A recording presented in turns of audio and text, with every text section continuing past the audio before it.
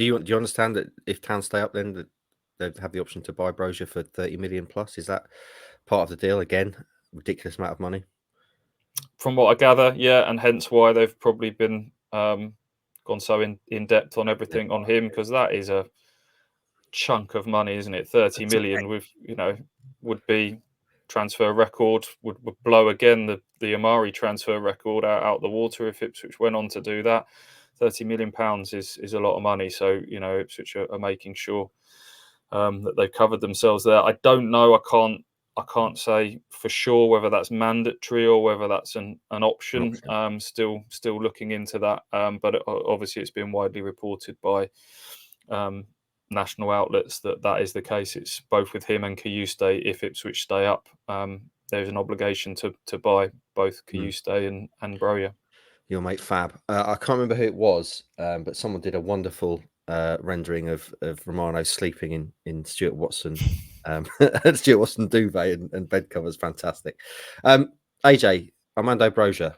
Again, I'm aware that you've spoken about this on Transfer Talk video and elsewhere, I'm sure. But just for the benefit of this podcast, what do you make of him as a potential signing, and what would he bring to Town?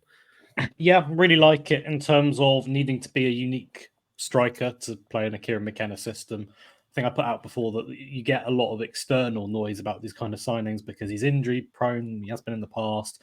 He's not the kind of striker that's often going to go and be that kind of poacher in the Premier League, big high profile name. And sometimes people will look at his record, say at Southampton where he was good. I think he scored 6, and Fulham where it didn't really work out. And you can make assumptions based on that and the fact he didn't get into the Chelsea team really. But you need to be so different to play in this McKenna system. It's not always about being that poacher. As I said, I think it might be a little bit different if they'd gone inside Eddie Nketiah. The outside noise would be different, but he wouldn't fit Town's system. Whereas Broja does.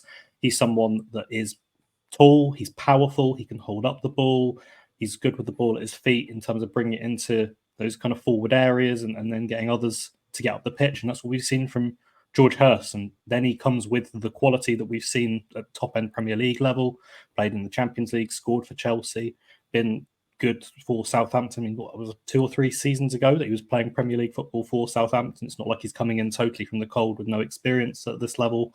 30 million does feel like a lot, but at the end of the day, if Town have stayed up in the Premier League, odds are he's going to play quite a big part in that, and that will then warrant a permanent move for him if that is an obligation.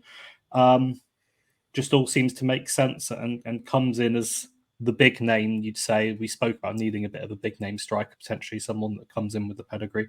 He's the one that will tick the box as the number 9.